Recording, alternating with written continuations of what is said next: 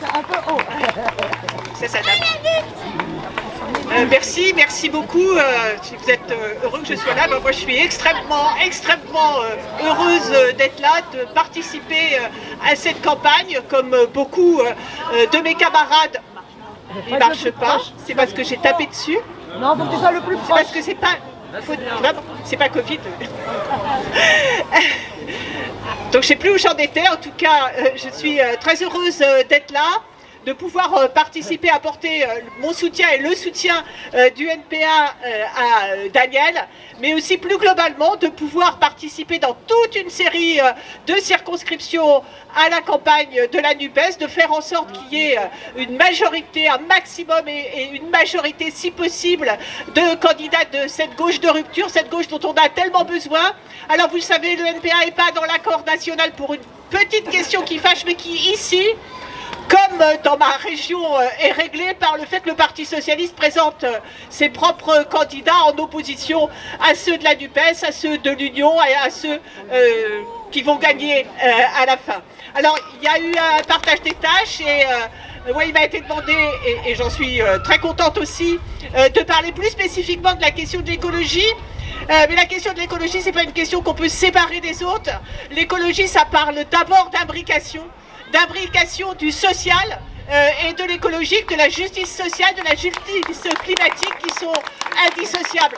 Parce que non, l'écologie, c'est pas une affaire de riches, c'est pas un luxe, c'est d'abord une affaire de pauvres. C'est d'abord une affaire de pauvres pour les peuples du Sud qui sont en pointe des luttes contre l'expropriation, contre le saccage, contre la destruction, la pollution de leurs terres, de leur eau, de leurs forêts, de leur histoire qui est liée à ce cadre-là. Et puis c'est une histoire de pauvres ici, et je crois que les luttes qu'il y a, y compris sur cette circonscription, sur les questions du logement, sur les questions de la précarité énergétique, en témoignent, mais comme en témoignent aussi tous les combats. Parce que là où il y a la pollution, là où il y a les accidents industriels, c'est là où habitent les plus pauvres, où habitent les plus exclus. Et donc, c'est ce premier lien-là qui est absolument indispensable à faire et qui est fait dans le programme de la NUPES sur la lutte contre la précarité énergétique, avec la gratuité de tout ce qui est indispensable pour se chauffer, pour s'éclairer, et puis pour avoir de l'eau potable. Et puis c'est la question qui est posée aussi avec question sur laquelle on travaille les uns et les autres, sur la question de la sécurité sociale de l'alimentation. Voilà, ça ce serait un vrai luxe partagé de pouvoir toutes et tous manger bien, manger sain, sans pourrir la terre et sans pourrir les conditions de travail des paysans, les conditions de travail de celles et ceux qui travaillent dans l'agroalimentaire et notre propre santé et la santé de nos enfants. Et puis le lien qui est au cœur de l'écologie, c'est le lien entre le local et le global. Les luttes, elles commencent d'abord, c'est vrai, dans les résistances, ces multiples résistances, ces multiples luttes profondément ancrées dans les territoires, contre ce qu'on appelle les grands projets inutiles imposés. Alors le premier, et là on a gagné, c'est à Notre-Dame-des-Landes et c'est un exemple, parce que c'est l'exemple de l'unité des différentes formes de combat, des différents secteurs de la société qui sont retrouvés avec des formes de lutte certes différentes, mais qui nous ont permis de gagner. Mais c'est aussi toutes les luttes qu'on mène partout contre ces grands projets. Moi, je suis particulièrement impliquée dans la lutte contre un projet d'autoroute, soi-disant de contournement est de Rouen, mais enfin, je ne vais pas vous parler de ça parce que sinon, j'y passe la soirée. Mais je sais qu'ici, il y a des combats contre tous ces projets inutiles ou qui renforcent la marche vers la production de choses qui devraient s'arrêter. Je pense par exemple à la méga centrale à béton. Mais il y a aussi d'autres choses qui sont inutiles et dont il faut se passer, parce qu'on peut nous dire qu'on va les faire verts, comme on va faire des aéroports verts, on va nous faire des JO verts. Mais les JO, les vrais JO verts, c'est ceux qui n'ont pas lieu. C'est comme l'énergie qu'on ne consomme pas. Et je sais que Daniel est impliqué dans ce combat-là. Voilà, c'est toutes ces bagarres-là, mais bon, je vais pas... mais il n'y a pas de possibilité sans lien avec le global. Et le global, c'est vrai, c'est cette nécessité absolue d'une planification démocratique, citoyenne, écologique, qui permette effectivement de ne pas laisser la main au marché sur l'essentiel de tout ce qui fait nos vies, mais de reprendre la main dans la délibération démocratique, en partant effectivement de nos besoins. Bon, et c'est cette planification-là qui va permettre d'avoir 100% de renouvelables, qui va permettre de sortir du nucléaire, de sortir des énergies fossiles. Et là-dessus, c'est vrai que le programme de la NUPES, il est parfaitement clair et c'est absolument indispensable. Mais pour faire ça, ce ne sera pas remplacer un kilowatt de nucléaire ou de fossile par un kilowatt de renouvelable. Ça, c'est pas possible, ça peut pas marcher.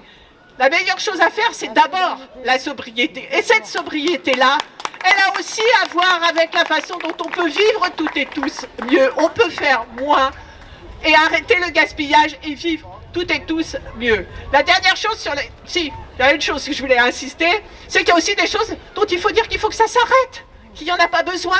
Et je pense en particulier à la publicité. Ah oui, bravo! La publicité, vous savez, c'est cette usine à faux besoin. Vous n'en avez pas besoin, mais on va vous expliquer pourquoi vous ne pouvez pas vous en passer. Et on vous fait ça pour les SUV et pour des tas d'autres saloperies. Voilà. La deuxième chose essentielle, c'est qu'il n'y a pas d'aménagement. Il n'y a pas d'aménagement sur la question de l'écologie. Mais c'est la question, c'est pas un petit peu plus, c'est pas une petite couche de verre, c'est pas un petit peu de greenwashing. La question, c'est effectivement de tout changer et de rompre avec ce qui est la logique même du capitalisme. C'est la logique même de ce système-là, de produire toujours plus, de consommer toujours plus et de nous faire croire que c'est ça le bonheur. Et nous, ce qu'on a envie d'opposer à ça, et ce qui peut-être va réussir à avancer, eh ben, c'est une perspective totalement différente, qui pose effectivement cette question de la planification. Évidemment, ces questions de nationalisation, de renationalisation de ce qu'il était déjà. Je pense à EDF, je pense à Engie, je pense évidemment à la SNCF, de façon à reprendre la main sur ces secteurs essentiels, qui sont l'énergie, qui sont les transports. Mais c'est l'ensemble du secteur de l'énergie et du secteur financier, parce que sinon on ne décidera jamais de ce qu'on produit et de ce qu'on, de là où on met l'argent.